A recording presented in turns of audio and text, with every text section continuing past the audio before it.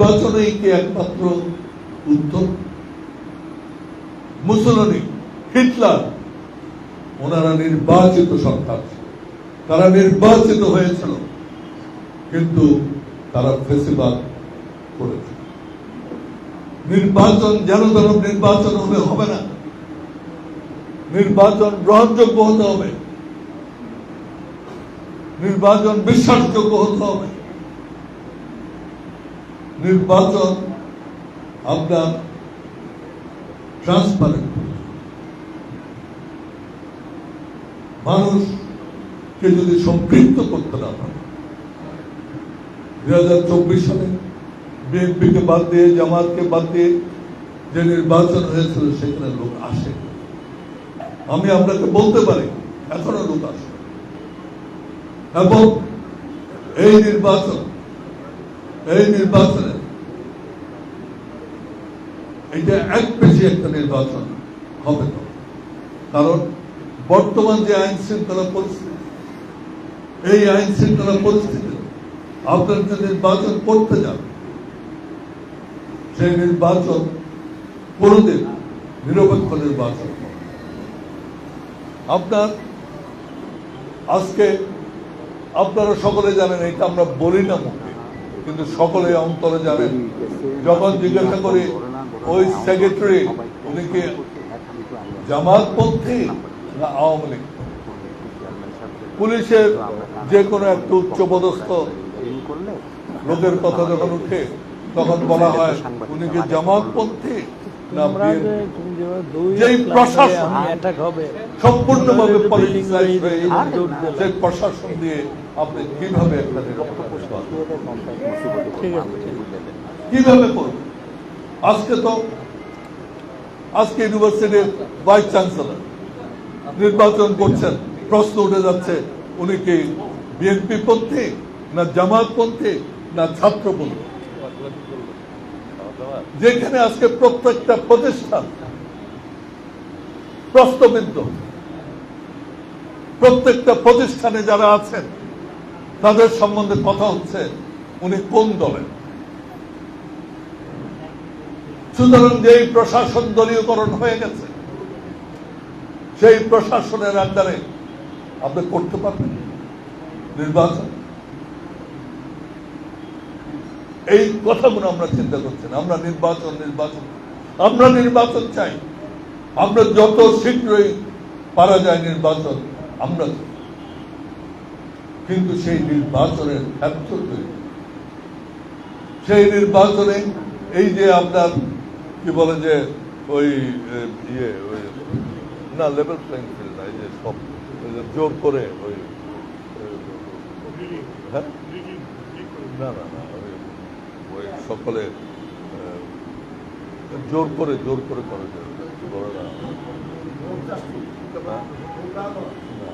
আচ্ছা, তো আপনি দেখেন প্রত্যেকটা জায়গায় কি হচ্ছে, প্রত্যেকটা জায়গায় আপনার লোকজন যে ঘর দখল করছে, আপনার এখনো ইয়ের জন্য ওই কি বলে যে বাণিজ্যের জন্য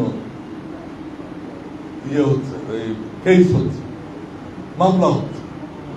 আপনি একদিকে আইন করছেন যে এমন মামলা নেওয়া উচিত হবে না যেখানে আপনার যাদের নামে মামলা করা হচ্ছে তারা সম্পৃক্ত, অথচ এখনো সেই মামলা করে নেওয়া। সুতরাং এইখানে যে আপনি যে অন্যায়গুলো হচ্ছে, যে চাঁদাবাজি হচ্ছে, যে লুটতরাজ হচ্ছে, যে দখল হচ্ছে, সেগুলো আপনারা বন্ধ করতে পারছেন না। আপনারা সেখানে নির্বাচন করার কথা কিভাবে? আমি যখন এই কথা বলছি তার অর্থ না যে আমি নির্বাচন চাই না, আমি নির্বাচন চাই, কিন্তু সেই নির্বাচন একটা লেভেল প্লেইং ফিল্ডে হতো, যেখানে এখনো দলীয় অফিসে আগুন দেয়। আর সবচেয়ে মজার কথা কি, আপনি এসছেন আমাকে অ্যাটাক করতে, আপনি যদি ভাগ্য ভালো যে সেদিন জাতীয় পার্টির অফিসের সামনে জনাব নুরুকে মারা হয়নি, মারা হয়েছে তার পার্টির সামনে, তিনি আহত হয়েছেন জাতীয় পার্টির অফিসের সামনে না, তিনি আহত হয়েছেন তার নিজের পার্টির অফিসের সামনে, আর মামলা হয় তার নামে, জাতীয় পার্টির যারা সমর্থক তাদের নামে। এই অবস্থাতে এইরকম একটা পরিবেশে আপনি নির্বাচনের কথা বলেন?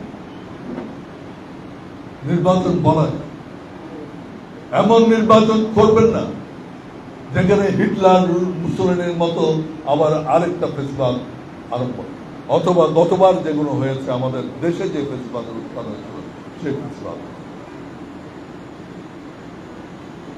নির্বাচন is not the only answer. আজকে নির্বাচন করে আপনি করেন কি? আপনি একটি সরকার গঠন করেন, একটা পার্লামেন্ট করেন, কিন্তু এই সরকার যে ফেসিবাদ সরকার হবে না, তার প্রধান যেই নিয়ামক শক্তি সেটা হচ্ছে যে neutrality of the civil service, neutrality of the police force, neutrality of the judiciary.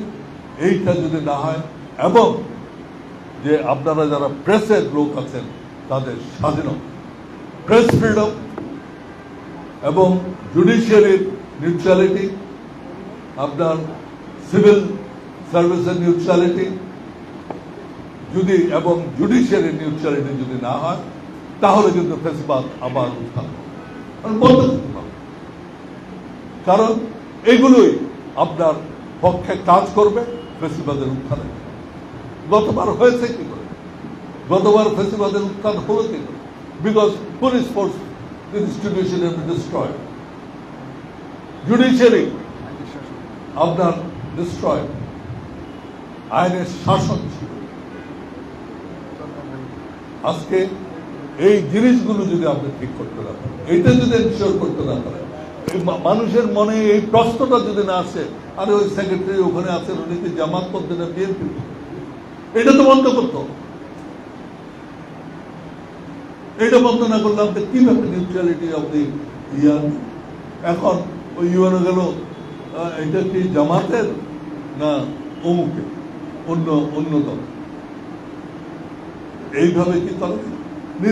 নির্বাচন হয় একদিন, নির্বাচনের দিন this election commission is totally useless. নির্বাচনের দিন কারা ইউজফুল? মাঠ প্রশাসন, ডিসি, এসপি, এদের ওই তো মাঠ প্রশাসন বলতে ওসি এবং ইউএন। তো এদের নিউট্রালিটি আপনি কিভাবে এনশিওর করবেন? Let us talk about that. এই যে আপনারা বড় বড় সংস্কার, একটা সংস্কার আপনি করতে পারবেন না যদি এটা সাংবিধানিক সংস্কার উইদাউট পার্লামেন্ট ইলেকশন। কারণ এগুলো পার্লামেন্টে করতে হবে। আপনাদের মনে আছে আমরা যখন চলে গেলাম, এই পার্লামেন্ট ইলেকশন হয়েছে, ওই ইলেকশনে প্রেসিডেন্সিয়াল সিস্টেম থেকে পার্লামেন্টারি সিস্টেমে গেল। ইলেকশনের পরে আপনি যে আজকে কথা বলতেন, মানুষকে বোকা বানাচ্ছে, মানুষের দেশের টাকা নষ্ট করতেছে, সময় নষ্ট করতেছে।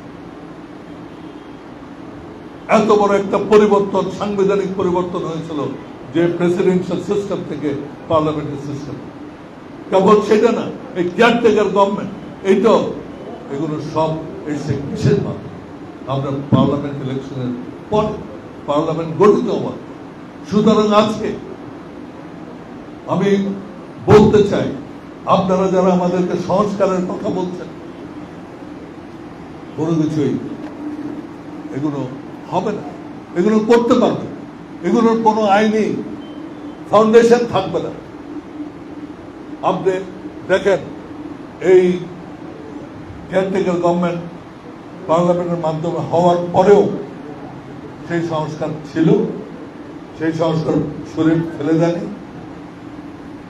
সুতরাং আপনি যে সংস্কারের কথা বলছেন, সেই সংস্কার জোর করে উপর থেকে চাপিয়ে আপনি সংস্কার করতে পারবেন। এই সংস্কার জনগণকে নিয়ে করতে হবে। জনগণের ভোটে যারা ইলেক্টেড হবে, নির্বাচিত হবে, তাদের মাধ্যমে একমাত্র এই সংস্কার সম্ভব। আমেরিকা থেকে আসা, লন্ডন থেকে আসা, বিদেশ থেকে আসা বড় বড় পিএইচডি ডিগ্রি থাকলে কোনো লাভ হবে? তারা যদি ইলেক্টেড হয়ে পার্লামেন্টে যান, ওয়েল এন্ড গুড। এই দেশের শাসক